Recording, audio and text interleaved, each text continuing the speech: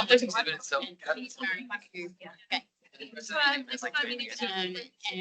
he's here to Welcome to this special session. I'm Peter McPhee, the Chair of the History Council of Victoria, and I'm delighted that you're here to enjoy a session that we're putting on in conjunction with the Public Record Office Victoria and the History Society from the University of Melbourne. I'll begin, of course, by acknowledging on your behalf the Wurundjeri people of the Kulin Nation whose traditional lands we're on, and recognise their ongoing connection to land, culture and community. So the History Council of Victoria is the state's peak body for history. We have a board that brings together representatives of universities, school teachers, museums, libraries, galleries, the Public Record Office, very importantly, professional associations of historians. And we have two key functions. One is to enable networking, coordination between those groups through our shared love of the importance of history. But also we have a mission of encouraging, if you like, historical literacy among Victorians, and put on a whole series of regular seminars and so on to that end. Like all of you, we celebrate a love of history because of the richness of experience it gives us, coming to terms or understanding people from different times, different cultures. The experience it gives us in encountering and understanding difference, in appreciating diversity, in understanding the complexities of the past, the challenges of the present, and the possibilities of the future. In trying to achieve that historical understanding, of course, what we do along the way is necessarily refine the particular skills we have as historians in the making, as people trying to understand the past. We develop skills of scrutinising, examining, testing, questioning evidence of all different types, of being sceptical about simple explanations. We prefer complexity and nuance. We appreciate historical writing and expression, which is clear and lucid and engaging. Now, all of those things, all of those particular skills are reasons why we find that history graduates end up across a range of professions, a range of employment possibilities. And it's the reason that we're having this session here this afternoon. A couple of years ago, an undergraduate from the University of Melbourne, Harper Hamilton Grutzner, who's here, came to see me to have a chat about where her love of history might take her, what the options were going to be for her when she graduated with a history BA. And last year and this year, Harper's taken the initiative as an intern at the History Council in organising this session. It's her idea to get a range of people to be here for you to talk about their own career pathways, where they've ended up having once done a history degree. So it's very much designed as a way of introducing you to a whole range of possibilities that you might explore in the future. Again, I want to say thank you to the History Society at the University of Melbourne for cooperating in putting this on here, and to the Public Record Office in making this room available, in providing the AV, and in enabling people to have a tour of Prov beforehand. But let me hand over to you, Harper, and thank you again.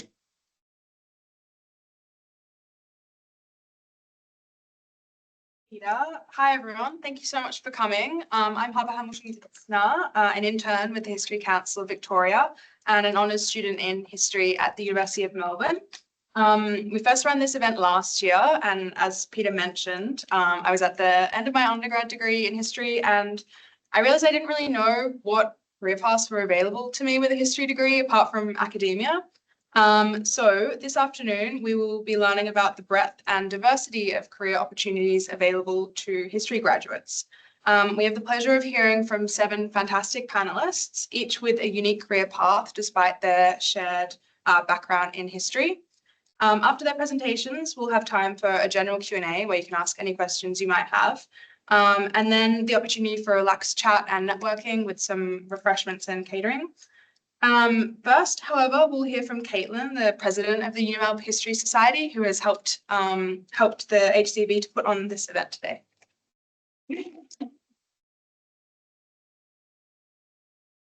Thank you so much, Harper. So my name's Caitlin. I'm the president of the History Society at the University of Melbourne for 2025. I'm here today with Luke as well, who's just been elected president of the society for 2026. I just want to start with giving like a little quick overview about who we are and what we do. So the History Society is student run and it's affiliated with the Student Union at the University of Melbourne. We've got roughly 320 members and that number's stayed fairly consistent over the last few years. In terms of goals, our main goal is to build a strong community for students who are studying history and for students who have like a general interest in it. To support that, we do a range of both social and academic careers-based events. Over the past year, we've worked closely with the other SHAPS groups. So that's the Philosophy Society, Classics and Archaeology Society and Chariot Journal. Together, we've co-hosted a bunch of events. We do Welcome Back pub nights. We've done talks with the Philosophy Society and our annual ball as well. We work especially closely with Chariot Journal. They're an undergraduate history journal. So if there's any undergraduates who want to submit pieces, please reach out to Chariot. They'd love to hear from you. But in terms of our goals for the future, we're also really keen to keep strengthening our ties with academic staff and professionals. So one of our big initiatives is our student-led lecture night that we're having on the 8th of October. If anyone has a special interest that they would love to talk about, or they just want to hear what their peers are interested in, please send us an email and we'll get back to you. We would also really like to thank the History Council of Victoria for letting us tag onto this event. It's amazing that we get to expand. We offered a similar event last year, but it was much smaller scale. So we're very, very grateful for you guys letting us come and help out and present the love of history to everyone. Thank you.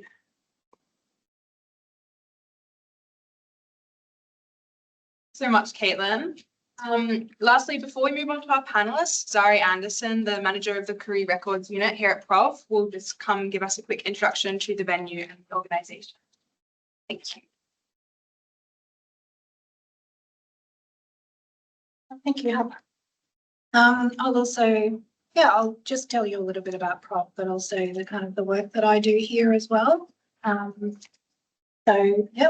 to the Victorian Archive Centre. Some of you are probably very seasoned visitors here, but if not, if you haven't been here before, Prov is the Archive of State and Local Government in Victoria. And we have a collection of over 100 shelf kilometres of records, most of which are underneath us right now on the 2 levels, a purpose-built repository. We also collect increasingly born digital records as well. And they date from colonisation in the 1830s to the present day, and sort of basically document government activity and decision-making over that time. A big part of what Prov does is to manage, preserve collection accessible to the public. And the records cover a range of functions that government has been responsible for, and it ranges from anything from maps, plans, criminal justice records, records of land use, wills and probates, shipping lists, schools, hospitals, local councils, the work of government photographers, just to name a few of the different collections here. I am the manager of the Career Records unit. So in that role, I'm working with Aboriginal Affairs records. So that is records about Aboriginal people created by government that record the history of government control and management of Aboriginal people under various policies and legislation implemented over time. And a lot of those records relate to Aboriginal missions and reserves, for example. Having said that, many of the records are actually written by Aboriginal people or have Aboriginal voices. Resilience and survival in the face of these repressive regimes. Some of the documents we have on display here in this very room. And they're now accessed as key resources for Aboriginal family and community history and connection. So in the Career Records unit, where I am, we deliver dedicated culturally responsive services for Aboriginal people, including stolen generation survivors, First Nations, community groups and organisations wanting to access records about themselves, their families and their communities.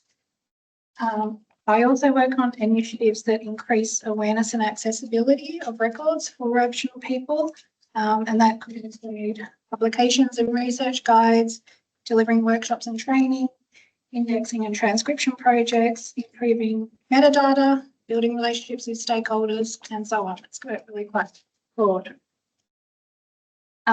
Very briefly, in terms of my own journey with archives, I am history trained as well, and I first came to use these collections as an Aboriginal history honours student many decades ago. And I continue to make use of archives throughout my career in different ways, but fast forward to around about 15 years ago, I was working again as a history consultant on a research job that was based on using the collection of Aboriginal records here at VAC for PROV, and also what at that time was called Aboriginal Affairs Victoria. So using the collection of Aboriginal records, and then when I finished that work, I did 5 access projects in response to the Bring Them Home report, and then eventually. So what I'm going to do as well is encourage you to engage with archives, as well as a means to further your study in history careers. So how can we help? One is through accessing our digitised collections, which are continually growing. We have an active digitisation program. Many of these records can be accessed online. And we also have lots of online research and topic guides to help explore those collections.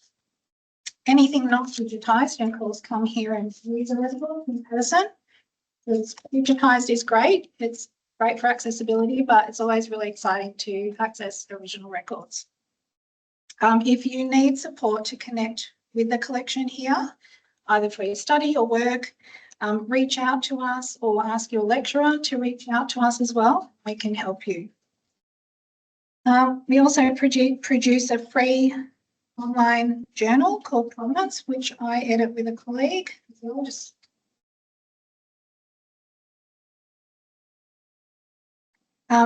You can read articles in Provenance Journal that showcase how archives can be used to tell a wide range of stories.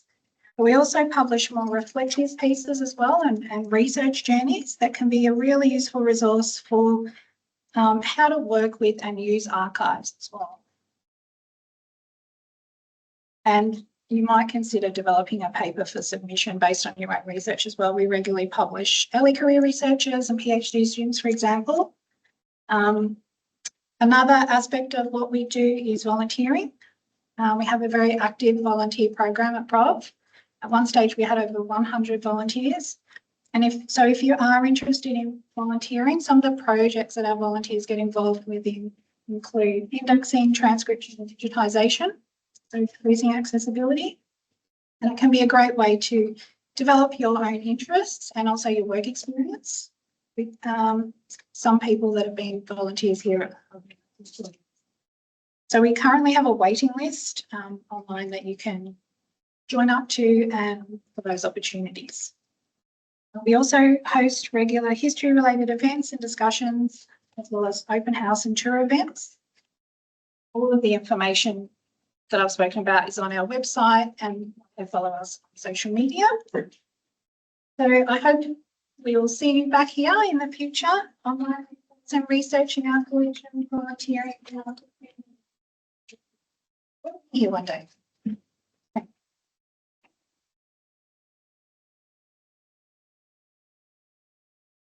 So much, Sarah, and thanks again to PROV for being here for this event.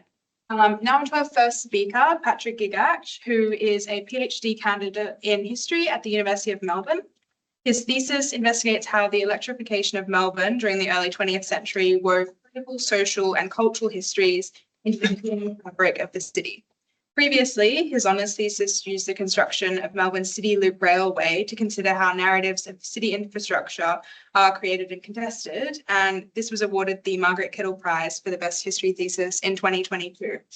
As well as urban history, he has a particular interest in how the digital humanities can work alongside traditional historical research to improve public understanding of history and heritage. Thank you. Thanks very much, Harper. It's lovely to be here today. It's fabulous for me as well to be hearing some of the fantastic things my colleagues have to say about their own careers in history. I certainly don't have as long and illustrious a career as many of them. So what I'll do today is I want to talk a little bit about what it's like being a PhD student and my experience of that up to this point. But I will also start by telling you a little bit about the journey I took between where many of you are now to get to starting a PhD, and I've gone from there. So I think, like many of you, by the time I got to the end of third year, I actually did history. I did it alongside an English major. I knew I was, sick and tired of English, so I was happy to put that aside and move on with my life. But I still had some real interest and some passion for pursuing history a little bit further. I really didn't have any idea what I was doing when I started my honours year. I was really sort of uncertain about the kind of history I wanted to look at, kind of things I wanted to look at.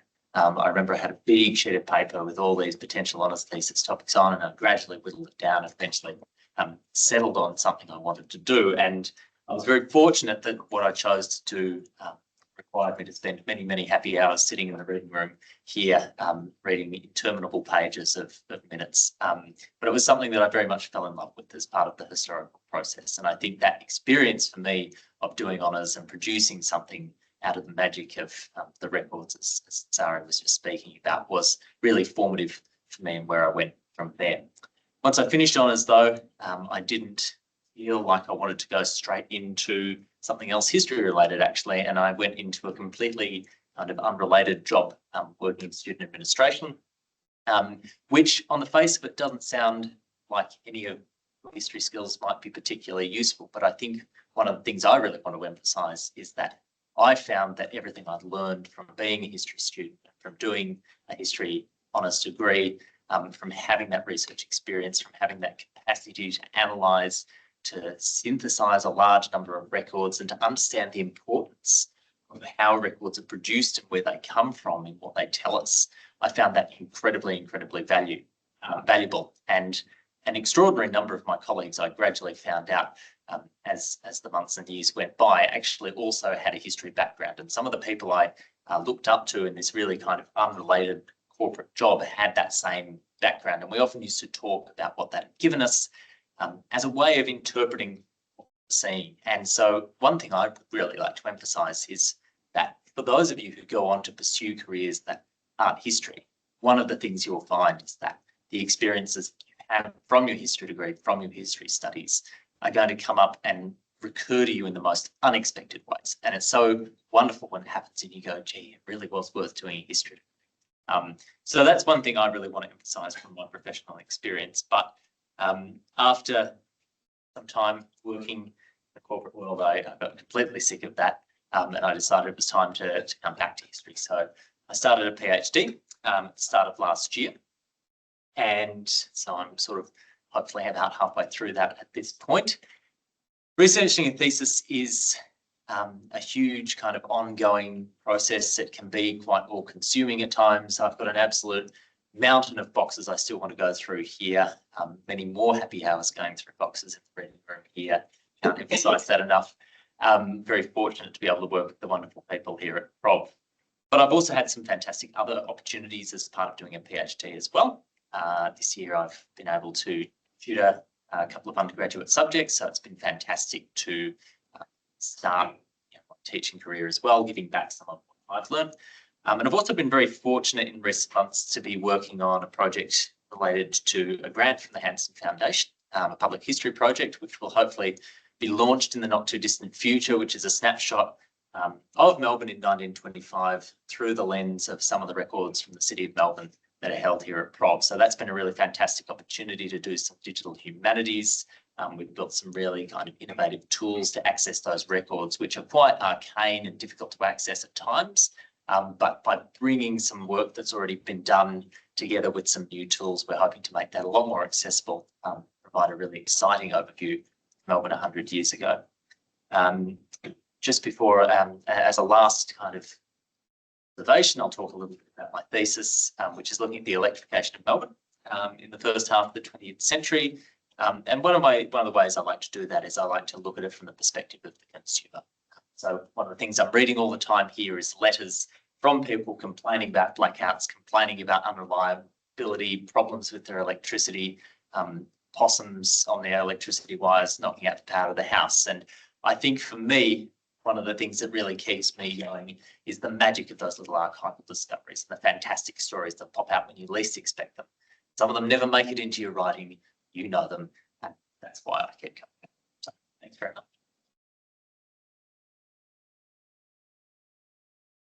So much, Patrick.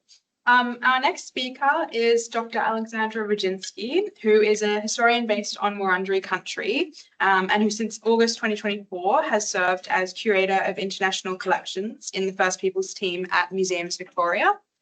She oversees a collection of cultural materials and photographs from around 75 countries.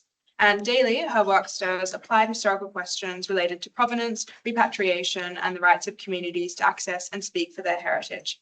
She is the author of multiple books, including most recently Science and Power in the 19th Century Tasman's World, published by Cambridge University Press. Please welcome Alex. Thank you.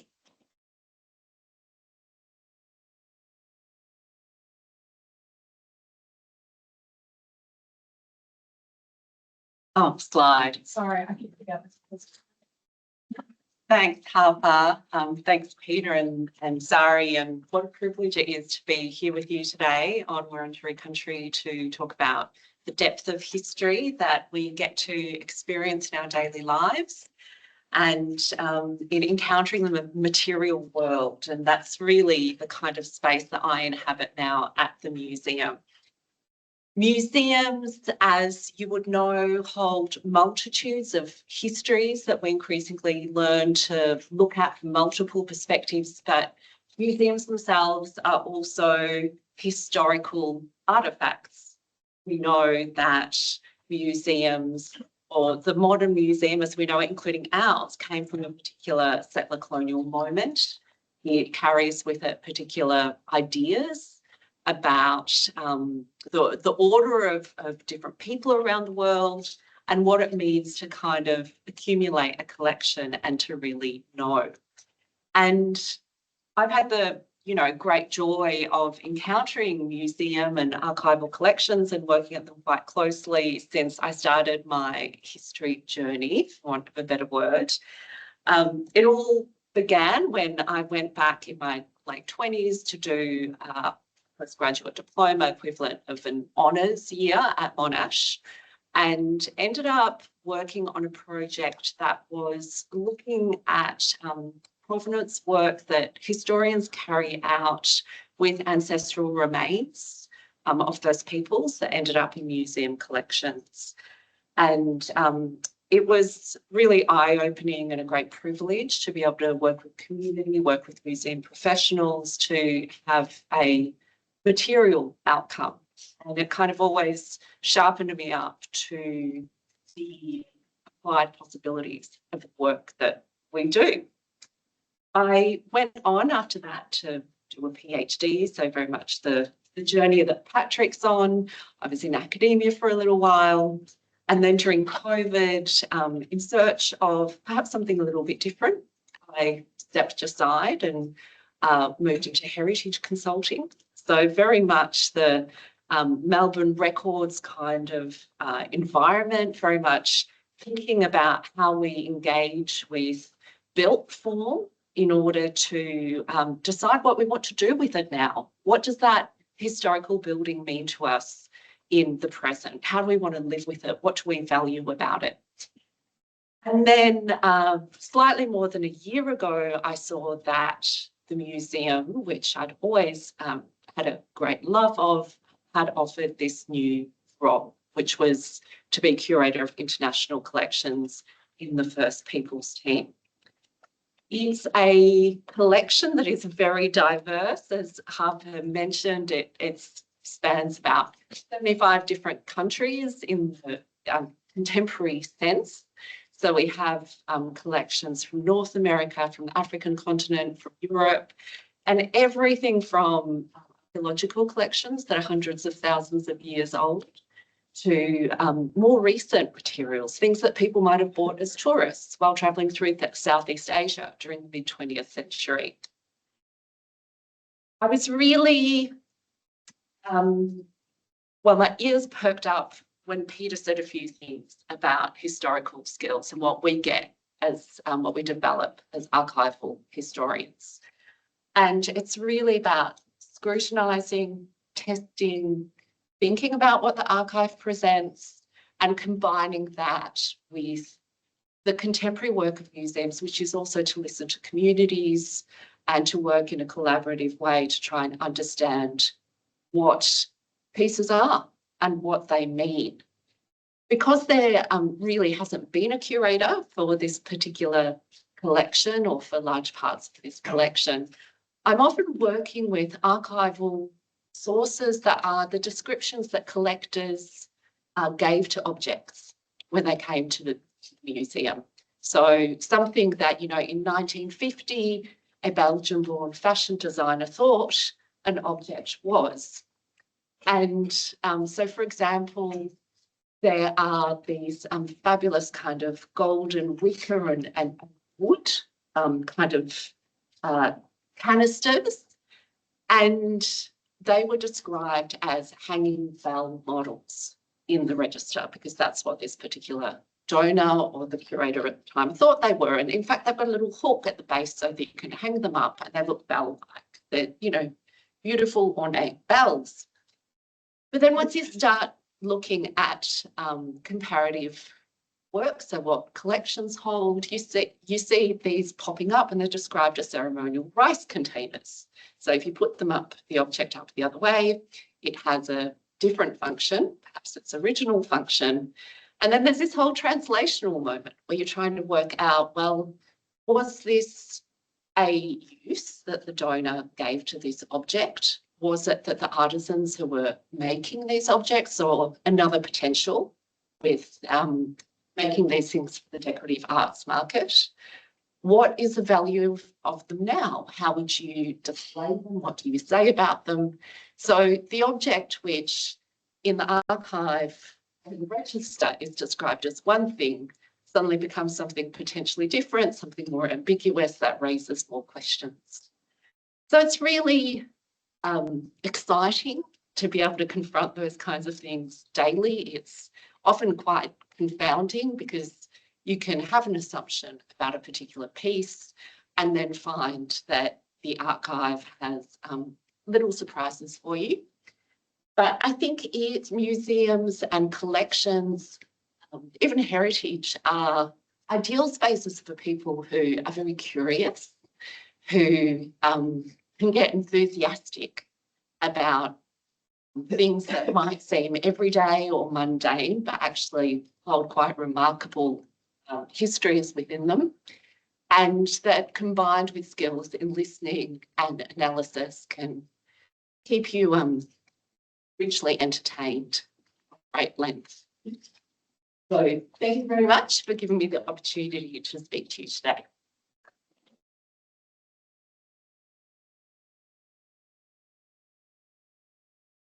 Thank you so much, Alex. That was really fascinating. Our next speaker is Dr. Deborah Lee-Talbot, who is a historian who specialises in Australian Pacific histories.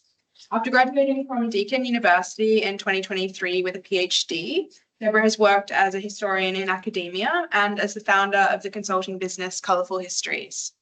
Deborah specialises in archival research, digital humanities, and public history. In her teaching and research, she's committed to ethical, collaborative storytelling and advocates for inclusive, community-focused history. Deborah is also an active member of the Professional Historians Australia and editor of Historia, the PHA national newsletter. Thank you.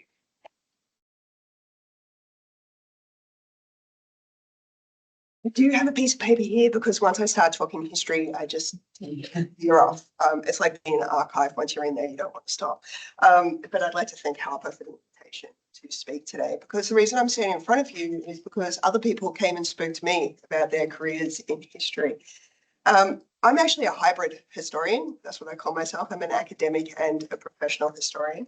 And this is a career pathway that has come about due to my love of digital humanities, research, communication, analysis, collaboration, problem solving, and the very weird process of networking. We'll have that for later. My PhD in history at Deakin University ensured that I became driven and I had a really good knowledge and foundation to work in places with communities, to collaborate in galleries, libraries, archives, and museums and record-keeping institutions. But the precarity of academia combined with that of the museum sector, which I trained in, meant that I had to look for something that gave me some surety. So I registered my business in March of 2020. That date may be familiar to Victorians. During that time, though, I was also doing a PhD, and I thought to myself, if I registered my business while I was doing my PhD, I would have enough time to slowly get a brand in place, which you can see there, and also develop the skills I needed to be a trusted business before graduation. So what I did is I applied for fellowships at libraries, which I was successful at, and I also subcontracted myself to bigger professional businesses such as Way Back When. And this has allowed me to come out of a PhD, which can be a really isolated process, and collaborate with other historians and glamour professionals.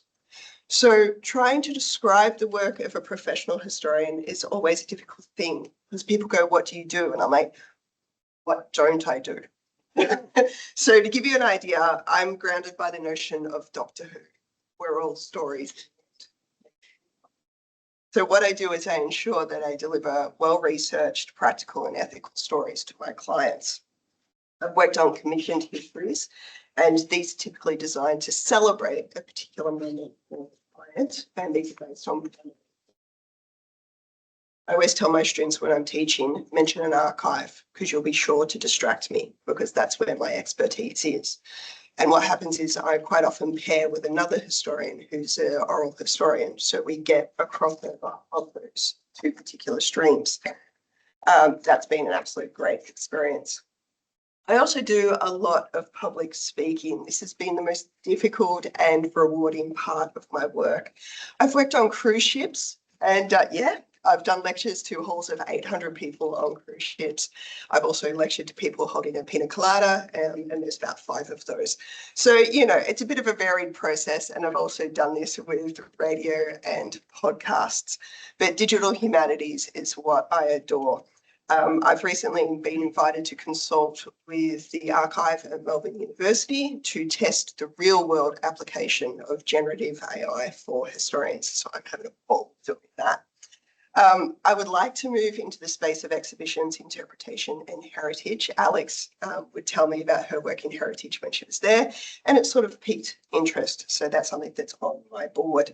So if you enjoy history, which means reading, synthesizing material, primary and secondary sources, and even writing, and you're self-motivated, you are resilient, and you enjoy setting deadlines, and you don't like the whooshing noise that goes past, as Douglas Adams used to say, then being a professional historian, it's for you. Being a professional historian also means you become a bit of a business person. You learn to deal with things like setting up a website. I relaunched my website this week. You deal with things like insurance, contracts, finances, finding a good accountant, and a contingency plan if you don't have enough work to draw a wage every single week. And to stop a full-blown freak out for these events, there's amazing places like the Professional Historians Association, of which I am a member and also the editor of their newsletter. I actually started out as a volunteer on the Victorian newsletter, and then I started working for Historia. Being a member of the PHA means that I have professional development opportunities. I go to master classes. It gives me help with things like a fee scale. Because when a client says to you, how much are you worth? It's a hard question to ask. Usually afterwards you always go, I should have asked for more. And also offers an employment service. They give you an idea of what sort of jobs are available out there. They advocate for historians. We almost lost Trove a few years ago. All right. ANU is currently under threat. PHA is one of those organisations that helps promote history. And they're a contact point for the media and news outlets, although Pacific historians are not the most popular ones on the phone dial, apparently. So, but you do need an academic qualification to be a member. I became a member after my honours, and this was a huge benefit to me. And it was because of the then president and a member of Way Back When that I thought to myself, I want to be a professional historian. So my takeaway for you is you don't have to be either or. You can be whatever type of historian you want, all right? As long as you have your passion and you have your curiosity and you remember to eat and drink when you're outside of the archive, and you will be fine. So thank you very much.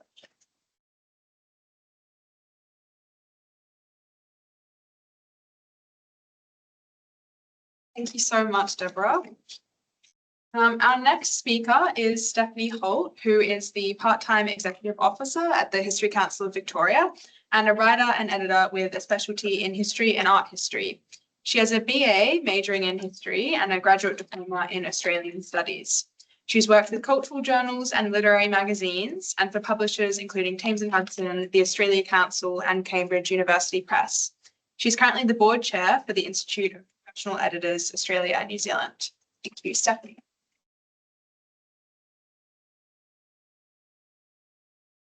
Hey, lovely to see you all. Thank you, Harper, again for the getting signals. Hey. Thank you. Yeah, thanks again for the invitation. Yes, I wear a few hats. It's been lovely late in my career to end up doing some work with the History Council because I've loved history since I was, yay high. And it was certainly the common thread through a fairly unconventional, protracted pathway through BA and a few subsequent qualifications, not all of them in history. I had a master's in education, among other qualifications. Editing is a wonderful, wonderful career, a wonderful profession.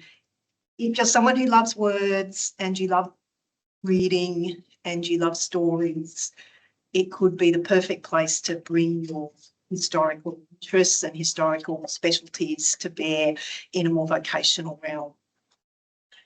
Perhaps, the long hours in the archive on a very niche topic is not for you. And one of the beauties of working as an editor is you pick up jobs in all kinds of different areas. You end up specialising in things you didn't know you were going to be a specialist in. You end up getting a crash course in all sorts of obscure areas of history from experts, people who are obliged to explain to you in detail, what do you mean when you say this? Or how can you prove to me that that's a valid source? And you just do it all smiling at them and telling them that you're helping make their writing the best book possible for as many readers as they want. And I did, by way of illustrating the diversity, I grabbed a few things off my books I've edited shelf. Popular culture, band histories, war history, Australia's battlefields overseas. That was a Gary Hutchison award-winning book. I won an editing award for that as well. My local football club, because I couldn't resist going in the archive and writing some of the early chapters for them. I got a co-author credit on that one. As you can see, quite a substantial book. They're in the running to win their first premiership in their resis for. I wrote the book. I helped write the book. I think it's about 60 years since they've had any silverware. And then topics that are fascinating when you're deep in them and you never thought you would give a stuff about the history of the muscle car, for example. But if you have a good writer and a fascinating topic, it becomes, your sort of default passion for as long as you're working on that book. So it's a lovely area to go into or to work towards. It is something you can kind of pick up on the side almost, put your hand up for a few, freelance jobs or volunteering, working on newsletters, organisational newsletters, volunteer organisations is a great way to get a feel for whether you enjoy editing or just use that skill if it's something you've got. We think of books, and I've shown you books, but of course editing can be editing journal articles for the authors or editing a journal or a magazine. It can be working on catalogues for museums, for art galleries, for other kinds of exhibiting institutions. It can be working on websites. It can be helping students by editing theses. That's actually quite a significant area of activity. And if you can bring some specialist expertise, including the capacity to work very closely with the sort of guidelines that you can imagine it guide what you can and can't do as a thesis editor, then that's actually a really satisfying area to work in. And you can end up, specialising in some of those areas or staying very, very generalist. Even the most generalist editors would find that historical training is immensely useful. You understand, first of all, you tend to have really good general knowledge. It's amazing how often just being able to say, hang on, that doesn't sound like language that would have been used in the 19th century, or those dates don't add up because I know that this other thing was happening around there. That sort of general knowledge is immensely useful to raise your game as a generalist editor, whether you're editing historical material or not. Your capacity to fact check, to understand research protocols, to be able to think through and query arguments, potentially to be able to think about different kinds of readers. What would more specialist or more generalist readers need to know? What's too detailed? What's can't be or can be assumed? All of that sort of judgment calls you bring to bear in liaison with your writer or writers and in your work with the text. And it's really, really satisfying to bring that material to the sorts of audiences that it's being aimed at. Along the way, I've kind of had an accidental career. So along the way, I've done lots of other things that involve history, and perhaps helped by having a bit of a profile by being an editor and a writer. I've been a tour guide. I've worked on TV quiz shows, I've been a reporter for a TV history segments.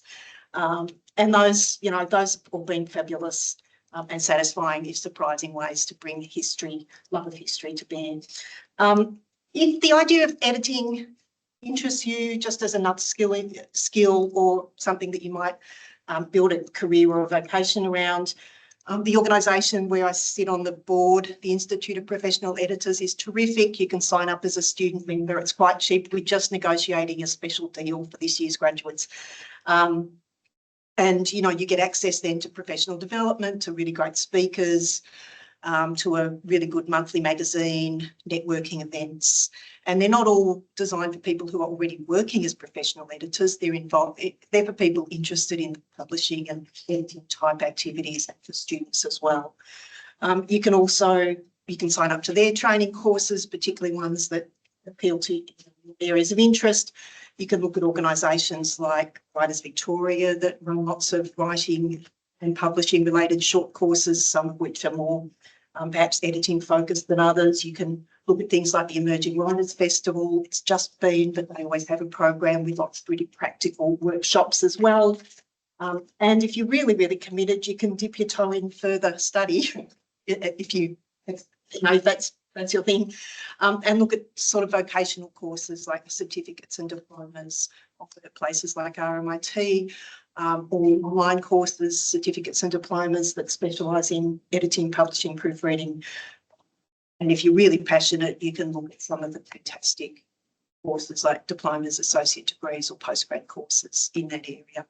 But, if you don't want to become an academic historian or write the books yourselves, but you love the history, do think about the possibilities of being an editor in that or working in the publishing space more broadly.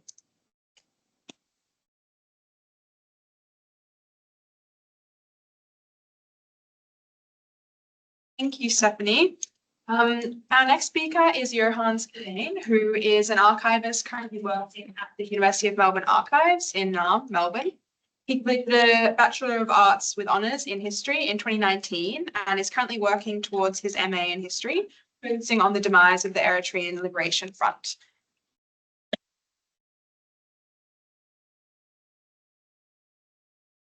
Yeah, thanks so much for inviting me. It's an honour to be here. Yeah, I don't know where to start. I mean, I suppose, like many here, well, I did a BA at the University of Melbourne. It was sort of split between, sociology, history. I think it was Simon who once said to me that sociology or social sciences is more oriented towards writing about the research process rather than research that you've engaged in. So sort of started in sociology and then pivoted into history honours. And yeah, it was an eye-opening, fantastic experience. It's my first opportunity to sort of engage in a long-form piece of writing, focused on the Eritrean nationalist movement, which is a passion of mine. Sort of finished that in and around 2019. Was sort of keen on continuing on that journey, but as Patrick mentioned, not sort of immediately. So yeah, I pivoted, sort of explored other things in life that I was passionate about. And then yeah, COVID hit. I planned to travel, that's scuttled, obviously. So I was like, okay, what do I do with my life? And I wasn't, for a number of reasons. So African history isn't really a big thing at the University of Melbourne, and my supervisor was retiring. So I wasn't really keen on pursuing a PhD where I really didn't think that I'd have a support network. And that's proven to be true, but it's another story. But yeah, so I pursued the MA. That's still kind of currently working on that. But yeah, it's such a, I mean, just on the MA before I go to the archives, it's such a sort of interesting space. And I mean, you know, writing about like Eritrea, it's quite small, not all the sources, quite challenging, so on and so forth. But it's one of those spaces where even if, you know, I cap it at the MA and don't really pursue anything further, it's a space that I'll still be interested in. And I think that's the important thing about history, where it's not about the books that you write. I mean, of course, it's fantastic if you do write journal articles, but I think there's like a joy of sort of just in awe sometimes when I find certain primary sources and the sort of work of translating them, kind of deciphering them, their significance and what is. I don't think I'll ever tire of that. But anyway, to the archives thing. So yeah, so I'm sort of going along doing an MA, kind of part-time, looking on the side as well. I'm just not really sure where life is going. Yeah, and I've sort of like plateaued effectively at like little walk. But then a friend of mine, former sociology sort of lecturer who I sort of who taught one of his subjects I took, passed on an email to a mutual friend, and then that mutual friend passed an email to me about this opportunity to backfill the teaching and learning archiving position at the university. And she was like, "Oh, you'd be great at this." It's just like, okay, cool. Like, I'll put my hand up, and yeah, I met through that I met Katie Wood, who's currently deputy university archivist, and like me enough to give the job, thankfully. So I backfilled that position, and it was a 6-month opportunity, and it was perfect in some regards because you know, and I can see some students here who I've like, or in it's this. I think it's one of the younger ones in my workplace. I suppose like you're better able to relate to students and sort of pick out the resources that you think they find captivating, which is interesting. But yeah, so 6-month opportunity, and then had to sort of reapply for the job. Successful in that, thankfully. And I've been there since the start of 2023, I think. And yeah, I'm a teaching and learning archivist. It's mostly just sort of liaising and with various academics and sort of coming up with sessions, incorporating primary sources from the archives. And yeah, it's fantastic sort of, like I just said, like sort of thinking about what sources do I think, you know, draw students in, and then actually being in those classes and being able to have these conversations with the students, and sort of posing questions, providing like, it's some of the primary sources, incredibly enjoyable. And it's a great sort of role insofar as you get to meet diverse people from all sort of walks of life. Like for instance, Katie and I, we sort of went out to this house in Northcote, sort of look to appraise a collection, and you get to meet in this case, it was the daughter of the former Communist Party member who used to work at the Ford Noodles factory. He passed away, but his daughter still had the records, and Katie was just like, oh, you should reach out to her and see if she's keen. Yeah, but to supply the records. But yeah, no, it's a fantastic sort of space. Me tasks that you engage. Probably the last thing I'd say about archiving is I think the two key things you'd need, curiosity and just like being a gossip. It's like, honestly, the best thing is I use the archives as a student, and then now I work there and I don't have to go through the process. I can just sort of go in, walk around and just pick up what I want and just huddle through. And I've spent, many hours just doing stuff that had nothing to do with anything that I was doing. But yeah, and actually, that's the last thing I was going to say. So I didn't actually do a any kind of diploma like degree to get into archives. I think from people that I've spoken to, it sort of mentioned that there's sort of been a shift away from professionalization. So it's kind of like a apprentice system where you just kind of, if you can get your foot in the door, you're in there and you just kind of learn on the job. But I should say too, volunteering is really useful. Like before I got the job at the archives, I kind of did a bit of work with the Robin Boyd Foundation out in South Yarra, which sort of gave me a sense for the nitty-gritty side of archive. I hear from students as well, and I've sort of recommended that they pursue, volunteer work with ACWA and stuff, just to kind of get a sense for working. But yeah, I think that's all from there.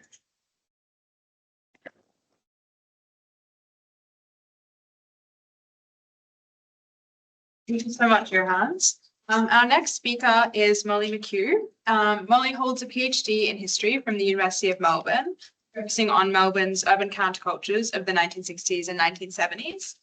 After that, she completed an arts degree with honours at the University of Melbourne, majoring in Australian Studies and Indigenous Studies. Over the past 10 years, she's worked in a variety of roles in communications, events, higher education management, and publishing. She's had academic and non-academic work published in The Conversation, Overland Literary Magazine, Veranda Literary Journal, Suburban Review, Art Magazine, and more.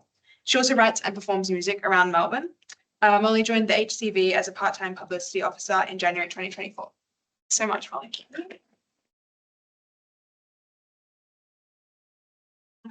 I'm going to focus mostly on my career trajectory as opposed to my current career. I'm not sure if I have one as such. There's a lot of hodgepodge things going on. So yes, I studied honours at the University of Melbourne. I remember Peter teaching me about the French Revolution in first year, being quite lost. I was a bit more into modern history. So Australian Studies and Indigenous Studies enabled me to do that. Did a lot of cultural studies, loved the film and TV and literature side of things, as well as the historical side of things. After uni, I was kind of sick of being poor, so I got a job at the doing admin. And then I got a job as an editorial assistant at a magazine of ideas and culture. I really loved, so I did proofreading and fact checking, which are skills that obviously come from the degree. And as I was doing that job, I began to get jealous of all the writing that I was reading by all these interesting people, and thought, why can't that be me? And so then I thought of a PhD. So I had something that was mine that I knew about, basically, to write about. And also, I think I just wanted to delve into something and have time to do that. I probably missed uni a bit, to be honest.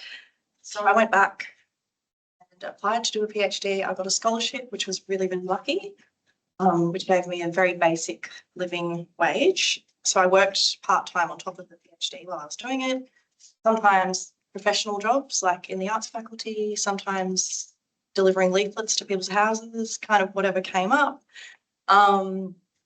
Then basically my PhD involved oral history, so interviewing a whole bunch of people that lived in Carlton, Fitzroy, and in the inner urban space in the 60s and 70s, so mostly boomer age people. And I'm a gossip and a snoop, so I love interviewing people about their lives. And a lot of them showed me their private art collections, their like love letters, cooked me lunch. It was so touching and interesting.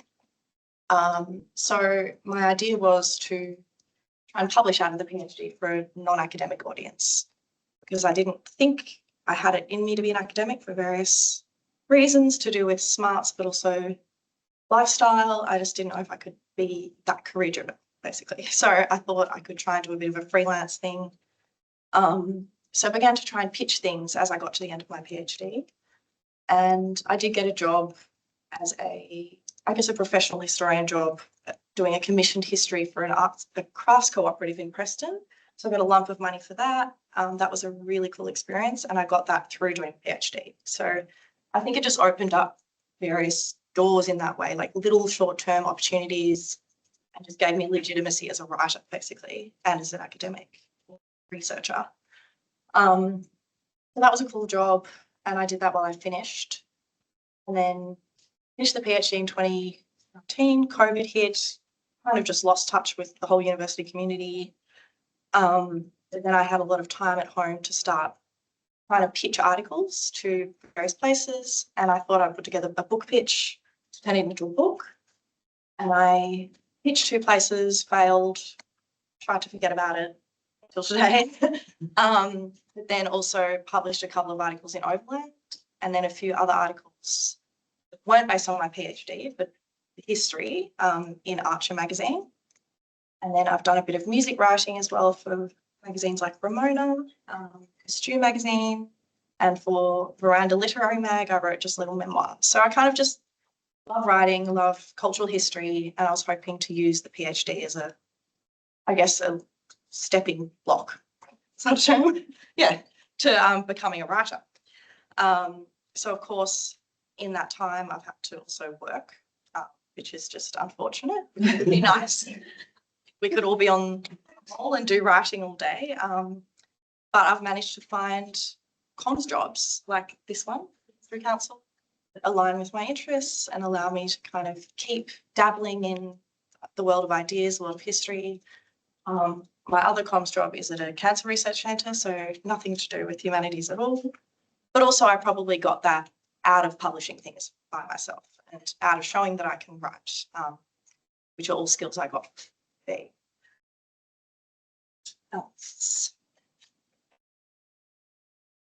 Yeah, so I guess, I don't know if this has been particularly inspirational, but I think it's just, I'm glad I followed my nose and didn't professionalize too early and got to do the PhD and just see what came up, because lots of things have kind of popped up.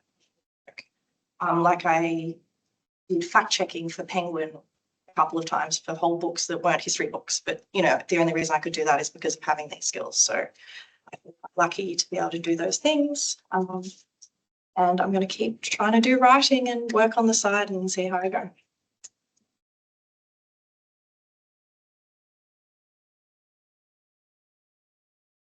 Thanks, Molly. Our final speaker is Dr. Simon Farley, who is an assistant lecturer in history at the University of Melbourne. Their work investigates the intersection of science, conservation, and settler colonialism in Australia. Their research has been published in the Journal of Australian Studies, Settler Colonial Studies, and Dumbakuwana, History of Indigenous Australia, and the University. Thanks so much, Simon.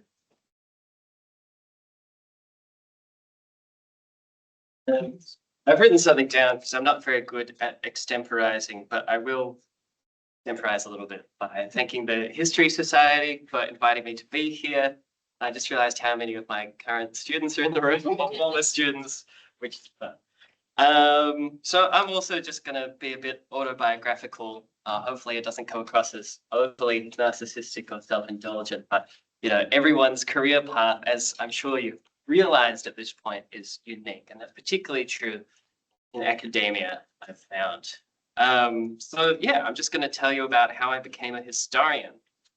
And when I reflect on this story, at least the way I'm about to tell it, I'm sort of going to emphasize contingency, luck, chaos, which I think genuinely have been big factors, as well as like my personal privilege. I'm born into a white wealthy family in Australia. And that made parts of this story much easier than they might otherwise have been. So that's important to foreground as well. But I don't go in for false modesty. So even though have been very lucky, very privileged, I also want to reassure you that I'm also talented and charming. And that's why I have this job. And that might be why I'm speaking to you right now. So even if you don't feel like you're particularly lucky or privileged, as long as you're talented or charming, you can do what I've done. Anyway, I'll start from the start. It was 2016. I was in my 5th year of a 3-year undergraduate degree at Melbourne Uni, and I was finishing up my major in English and Theatre Studies. I had to read the introduction of a book called The Political Unconscious, Narrative as a Socially Symbolic Act by the late, great Frederick Jamison. And in this introduction, there's a line that goes something like, roughly, history is an interpretive code that includes and transcends all others. And when I read that sentence, it felt like my head cracked open. I had always loved history, but I didn't do any history subjects in VCE. I'd done only 2 history subjects as electives in undergrad. And suddenly I had this sense that I had backed the wrong horse. Towards the end of that year, I went through a nervous breakdown, had my heart broken quite badly, finished my degree, and became an anarchist roughly in that order. This was also around the time Trump was first elected, the Brexit vote, my dog died, there was a lot going on. I decided to take a year off study and try to make it as a freelance writer. And as I did so, I read voraciously about leftist politics, religion, ecology, and especially about history. I realized pretty quickly I wasn't yet self-disciplined enough to make the freelance writing thing work, so I'm very impressed by Molly. But history was calling to me.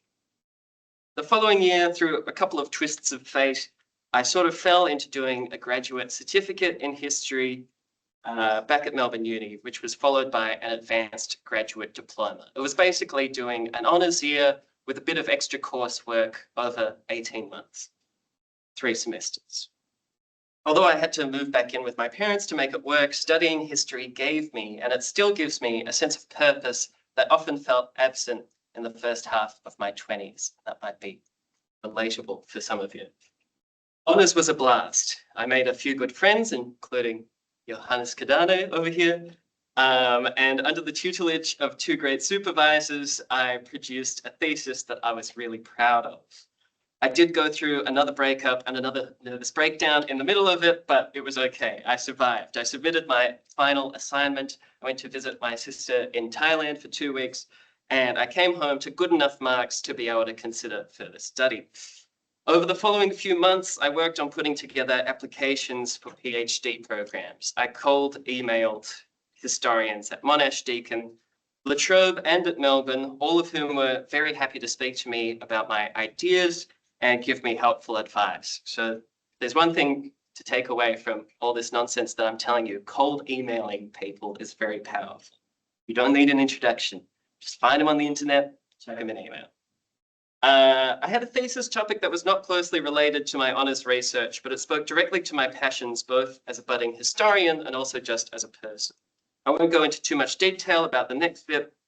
You can ask me later if you're curious, but I wound up back once again at the alma mater with a relatively generous scholarship and an irreproachable supervisor by the name of Zoe Laidlaw. I was at my new desk in the Arts West building for about 2 weeks before the first lockdown started in 2020. But actually the pandemic worked out to be something of a boon for my thesis. For the first 18 months of the PhD, I was still living with my parents, saving a lot of money, doing a lot of research, and I was forced not to go to the pub whenever I needed a study break, change in routine. With the PhD came some amazing employment opportunities, a couple of tutoring gigs, and a couple of research assistant jobs. These latter roles had me working on the Dumbak Gupguana project, the Indigenous history of the University of Melbourne. Peter was also involved in that project, a very worthy cause, I think, and the second volume of it was launched just a few weeks ago. Through these jobs, I started to get a sense of what being a historian full-time forever might feel like, be like, and I wanted more. I was incredibly fortunate, heavily underlined and in bold in an italics, incredibly fortunate in that around the time my PhD thesis was being examined early last year, a 3-year assistant lecturer role came up at, as most of you know, the University of Melbourne. One of the subjects this assistant lecturer would be responsible for teaching was a subject I had already tutored for. Another subject was one that I had taken as an honours student. So I felt like I was a good fit. And the selection panel, which full disclosure did include my erstwhile thesis supervisor, agreed. I'm now nearly halfway through that contract. I really don't know what awaits me at the end of it. But here are some things I do know. First of all, I know we have enough real estate agents and personal trainers and political staffers in this country. I know too that doing a PhD was the best thing I've ever done in my life. No exaggeration. I know that history is the most important tool we have for understanding our society and for figuring out ways to make our society better. And I know that we need smart, creative, responsible, passionate people to become historians. History called to me, and I'm so glad I listened. Maybe it's calling to you too.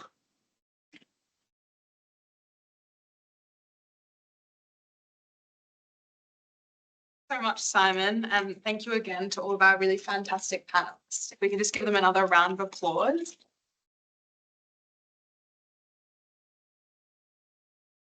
All of us would like to just drag a chair to the front and we just have a very casual Q&A.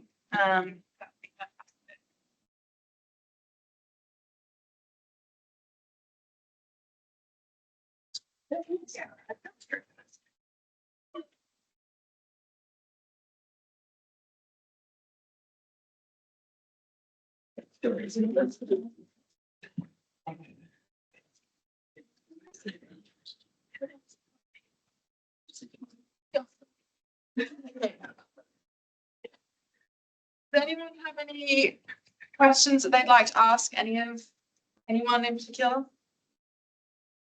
I'll start the ball rolling, if I may. I was really struck, Simon, at the end when you used the terms, I think, contingency and chaos in terms of careers. And it's true that, I mean, not one of you said, I did a history undergraduate degree, then a PhD, and then I became an academic or a school teacher. It was, none of you had a sort of linear, simple path. All of you, to varying degrees, there's been a certain amount of contingency and testing of other things. But one of the other remarks that many of you made was had to do with sort of volunteering or networking or picking up bits and pieces. And I just wonder whether any of you want to say a bit more about the importance of that. I mean, obviously we don't want people sort of offering a lot of labour free of charge, but what advice would you give people about finding a niche where you might offer to be a volunteer or do a job?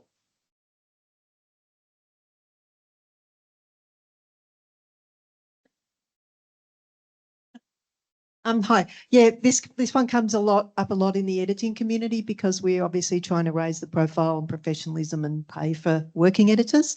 And also as a teacher, where, you know, it can be quite exploitative to have people expected to do work or being asked to do work and not be paid, particularly in a kind of an arts related area.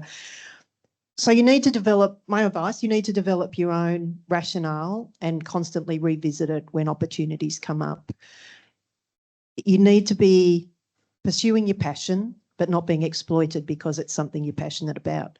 So you need to understand, you need to work for places that you're, or on projects that you feel ethically and personally committed to.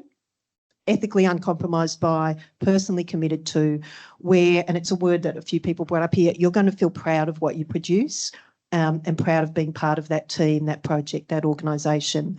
And then you just monitor it as as you're balancing it with other things. Perhaps you take a paid gig that is surprisingly well paid for boring work, and that frees you up to have a bit more time to pursue the passion.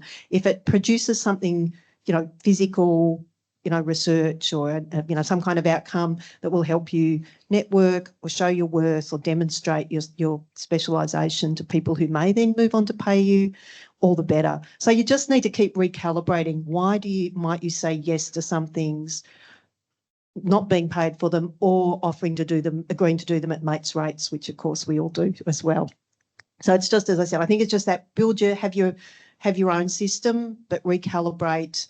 Don't get sucked into just taking something because you're asked to do it for free. Think carefully whether it fits with where you're going and what you're comfortable with. And as you gain more skills, you can ask more for the paid work you're doing. You can be more ambitious for the paid jobs that you're seeking. And you might still find that the passion projects, I talked about that. I showed you the footy book. I didn't get paid for that. I put so much time into that one, but that was a passion project and I'm so proud of it, and I got my name on the cover. The others that I showed you were all paid editing gigs. So you just develop your own rationale and be prepared to apply it. But the networking and the chance to show your worth with volunteer work is just a wonderful, fulfilling thing, and just do things you're proud of. And adding to that, I think it's better to be out of your depth than to not do it. I think if someone's asking you to do something, they probably think you're capable, and we all fall prey to imposter syndrome. And I think when I did the first fact-checking book, I was convinced that I did this awful job and they were just indulging me and paying me anyway. You just get in your head about it, but they asked me back again, and so I couldn't have been that bad. And I think, as long as you're not lying, having those moments where you feel imposter syndrome are kind of worth pushing through, and trusting the process and trusting that someone's asking you for a reason. I came to history after a job in another industry, and I've very much taken the approach, I'm here for a good time, not a long time. And the thing is, I finished honours and I'm still here. I finished my PhD and I'm still here. I've now running a business and I'm still here. So this good time is going on for a long time. But I do have a bad habit of saying yes to people because I'm so passionate about what I do. So to keep track of those volunteer gigs, I actually have a colour coordinated calendar. And when I saw my colour coordinated calendar hand over 32 hours of volunteer work to organisations in 1 week, I had to recalibrate what I was doing and realise that as much as I love what I do, I also need to pay for my family. So there does need to be a sense of realism in what you're doing. That said, professional organisations are a really good way to work out where to spend your time to volunteer. There's usually very firm boundaries, and there's usually somebody who is in a senior role there that is willing to say, do you think maybe you might have put too many hours into that, Alex? That kind of thing. Have somebody that you can talk to, right? I just wanted to say a little something about networking, because it's such an ugly word and it's such a vague concept.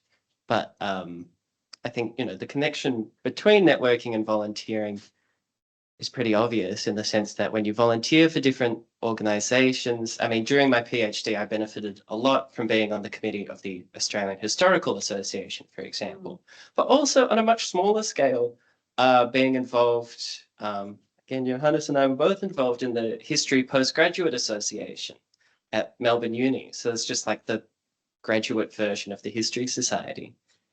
And networking is literally just meeting people and getting to know them, talking about your research or, whatever else is going on. Perhaps if you're so inclined, drinking a few beers together, and that's it. It's just making friends, basically. And sometimes those friends are very important and might give you a job somewhere down the line. Or you might write an article with some of those friends. Some of those friends will just be friends.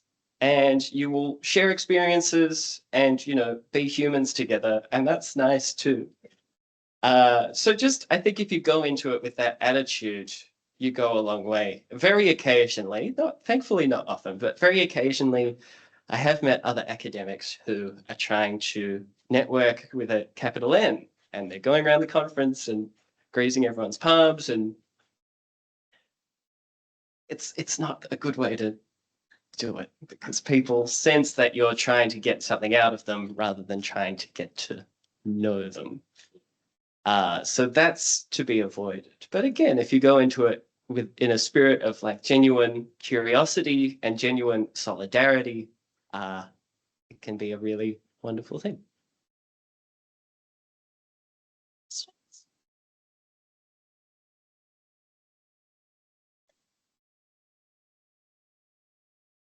This is because there's no questions, I'll just quickly spruik. You for attending here can sign up and get free membership of the History Council of Victoria. So you can keep coming to our events every 2 months. We do a Q&A with someone like Alex, a published choice historian, and you get to meet and mix with all those people. But we have also just confirmed that we're going to help publicise the call out. I'm looking at you, Sari. We worked this out during the tour for the next round of when the Prov opens up its window for volunteers here to join their big team, and we'll make sure that that's promoted through our History Council of Victoria magazine to those of you who are signed up as our friends or taking advantage of the voluntary friends. So you know you're right now in an organisation that uses a large team of volunteers who are passionate about history and archives. So you know choose carefully and keep your eye out for good volunteer opportunities if it's something you're interested in.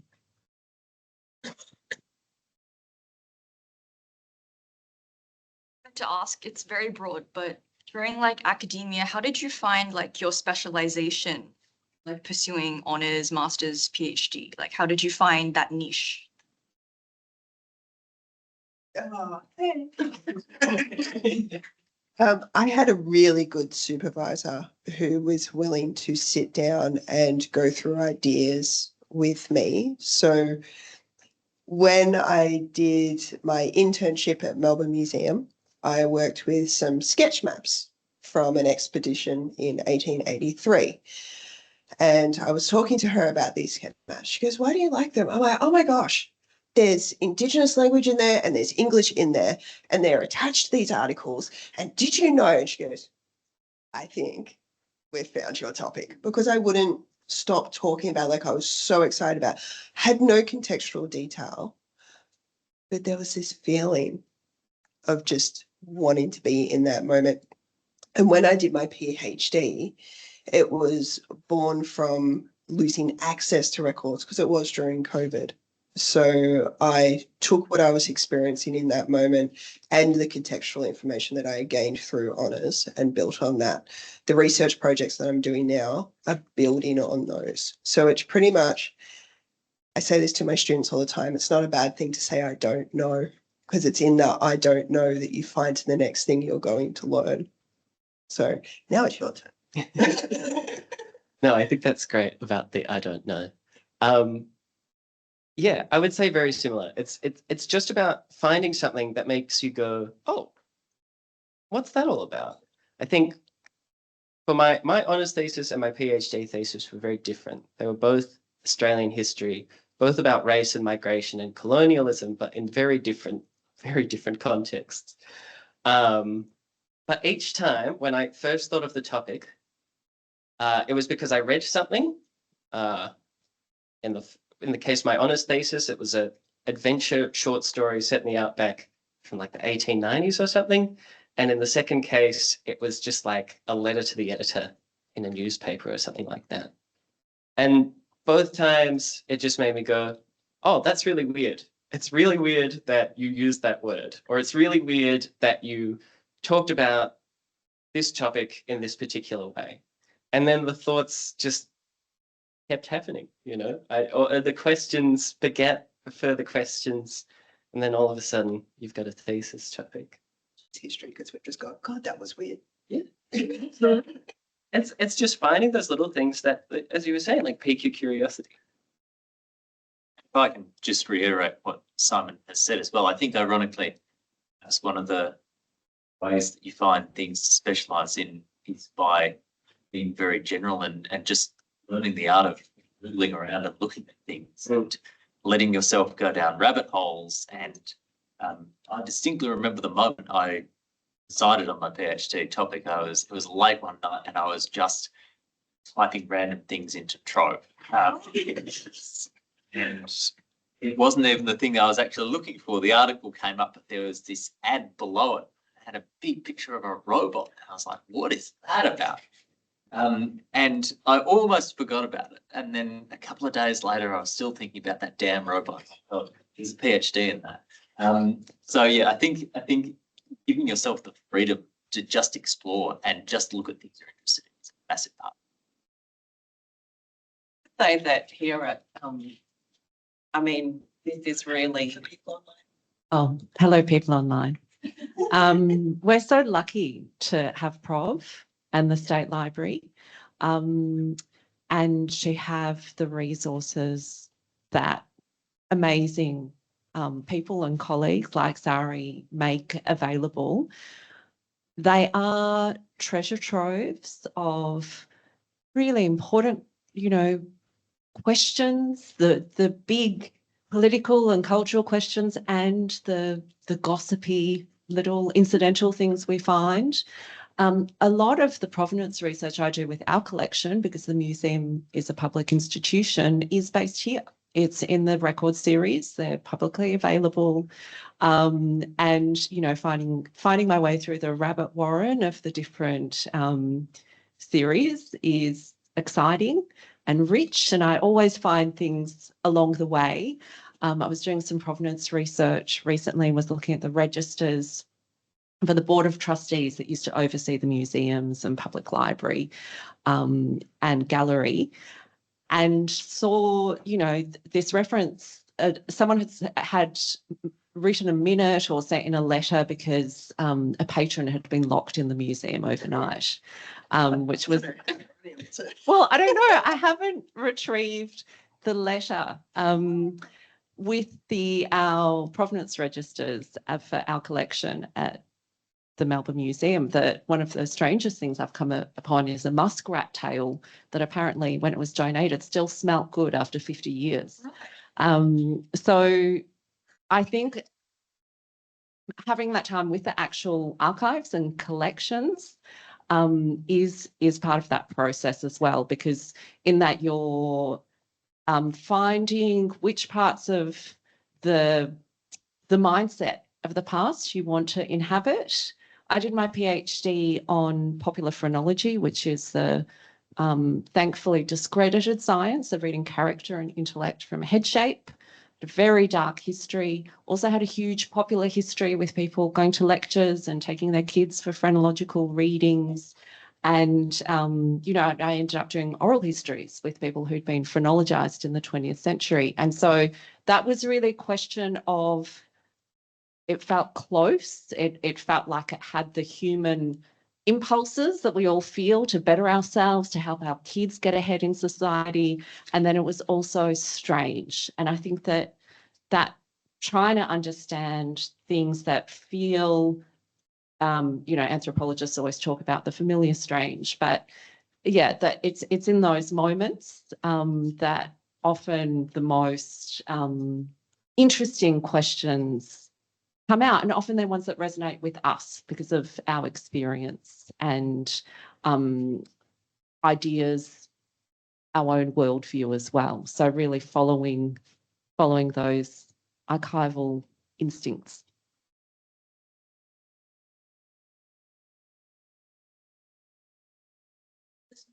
In general, but you'll have such individual.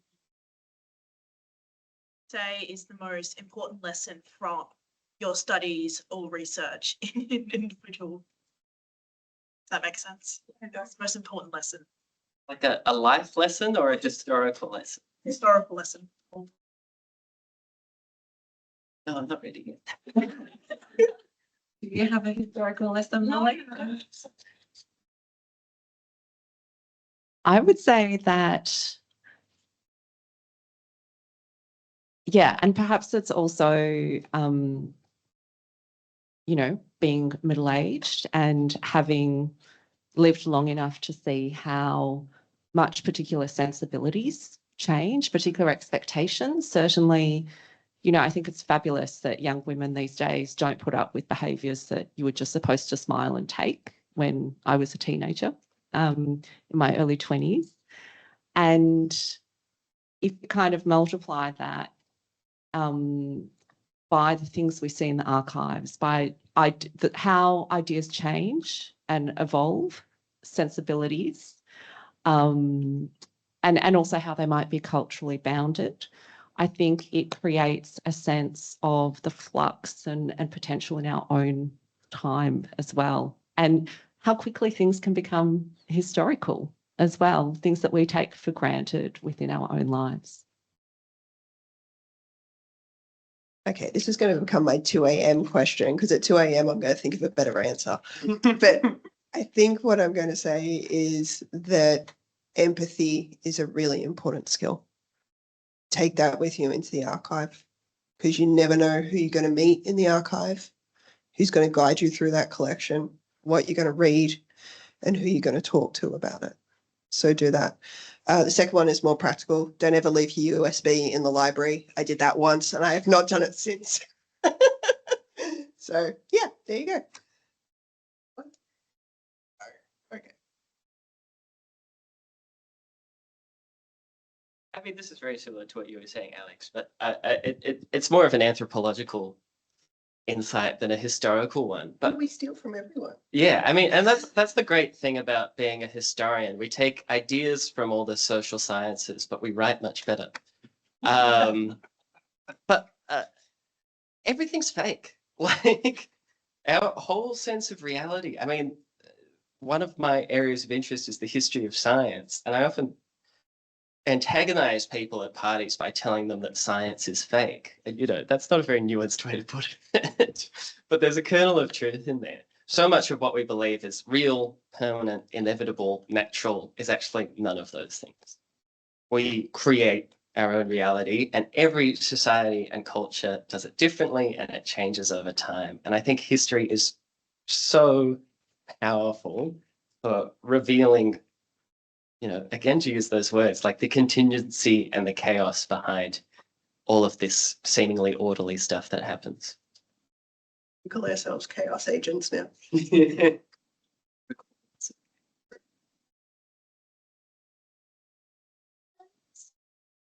I know you guys have touched on imposter syndrome. Do you guys have any advice for like how to push through imposter syndrome or just like deal with it?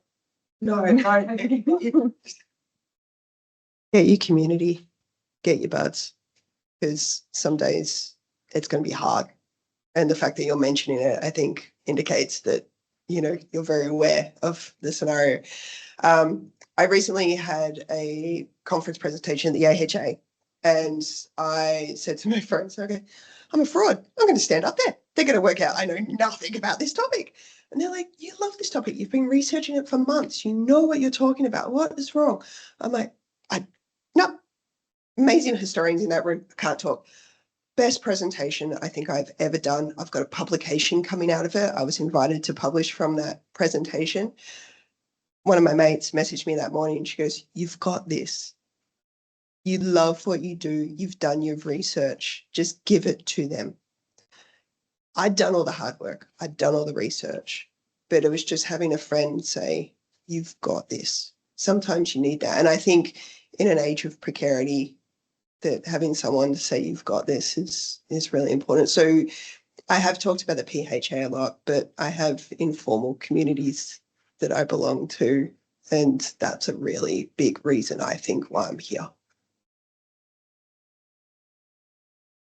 The thing I would just add as well, I mean, fully co-sign what Deb's saying, but also talking to senior academics, I think has been, and even just like my various thesis supervisors over the years, and just slowly convincing myself that they are also humans and that they're not deities of history, and they weren't born with all this knowledge and all this experience in their heads, and they've also experienced embarrassments and failures.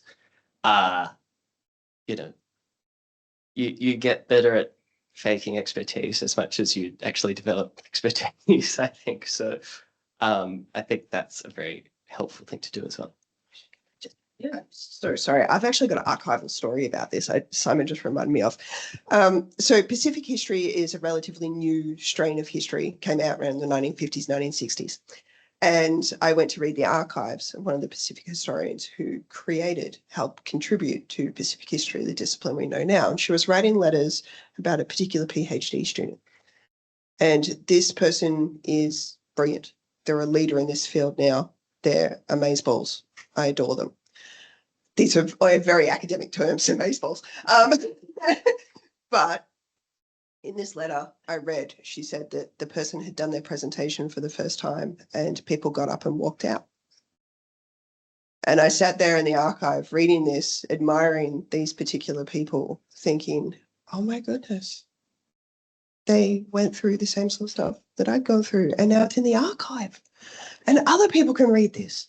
And it was very humbling, and that's where the empathy comes into it as well. So, you know, lots of other people, that was really good advice. Lots of other people have been in these positions, and to see your supervisor pacing before they do a presentation, I think is something that's quite grounding.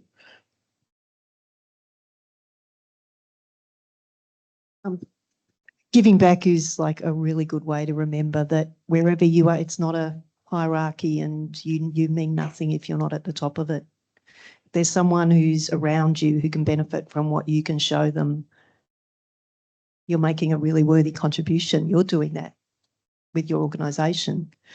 And one of the privileges of moving higher up that hierarchy is you sometimes actually have the opportunity to choose who you work with, and there's nothing more exciting than employing or taking on a gig with someone you admire who is smarter and more knowledgeable than you'll ever be, because that's such a privilege, and your work will be better for those relationships. Obviously, you then work to be a reliable, worthy, ethical, you know, enjoyable colleague to work with. So, you know, I don't know. I had to confess to imposter syndrome to my eminent employer over there last year. My employers, the History Council just laughed and said, yeah, we all have it.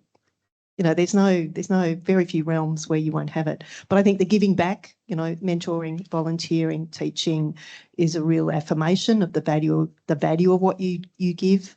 And you have the privilege, or the you know, in your field, especially if you've gone on, say, to do a master's or a PhD, you have found one niche where you probably are the most knowledgeable person. Might be a very narrow niche, but you genuinely are the go-to person who probably understands that better than anybody.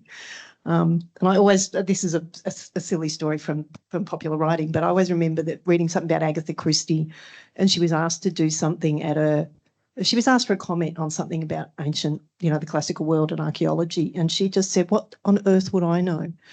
And she said, all I did was accompany my husband on all his digs. And they said, yes, that's over the course of decades. So that's probably made you the second most knowledgeable person after him. So, you know, wherever you pick it up, don't shy away from sharing what you know.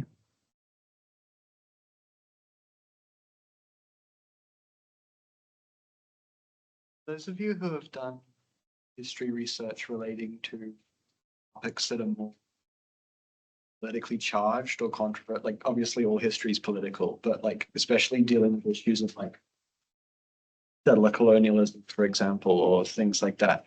Do you ever worry that it will be, have you ever worried that that's going to become a difficulty to navigate in like terms of like employment, if that makes sense? Or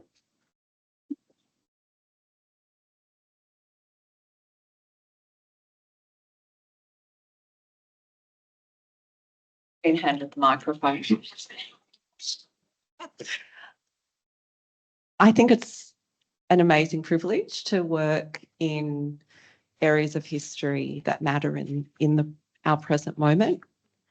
And that does raise questions about method. It means that you learn along the way, you learn how to do things better. We're in a moment where the way we write First Peoples history, settler colonial histories now is very different to even 10 years ago.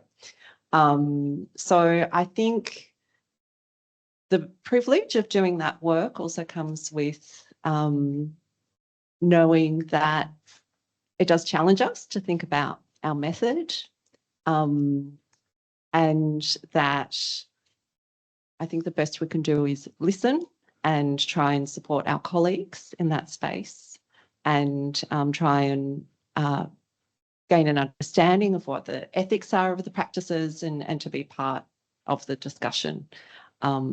But yeah, I think it's a great privilege to also be working in history that feels so present in our society.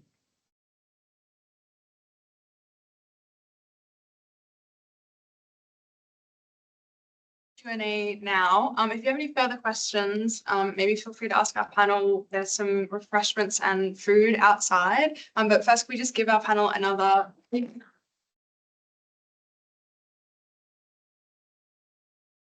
If I could just make one point, remember that today's event, which I think has just been superb, thank you so much. It really came about because of an initiative that Harper took, and one of the messages that's come from the panel is the importance of having a go at things, seeing what's out there. Harper took the initiative of approaching me out of the blue. Did you mind if we have a chat about where my love of history might lead me? You know, do I have to be an academic? Or are there other things that historians can do? And it was largely because of that, you know, we found some funding in the History Council to say, well, why don't we actually follow this up? And I've ended up in conversations with Harper about her further studies as well. And I think one of the messages that's come from the panel is that most of the people in our area of passion are affable, well-meaning, welcoming. They actually enjoy approaches from students in terms of how can I help, how can we develop some sort of involvement here. And I think that's a crucial message that's come out of today's discussion. But there are lovely nibbles outside, and I won't keep you from them any longer, but thanks to the panel. Thank you, Prof, for hosting us. Thanks for the History Society in collaborating with us. And thank you again, Harper, for organising it.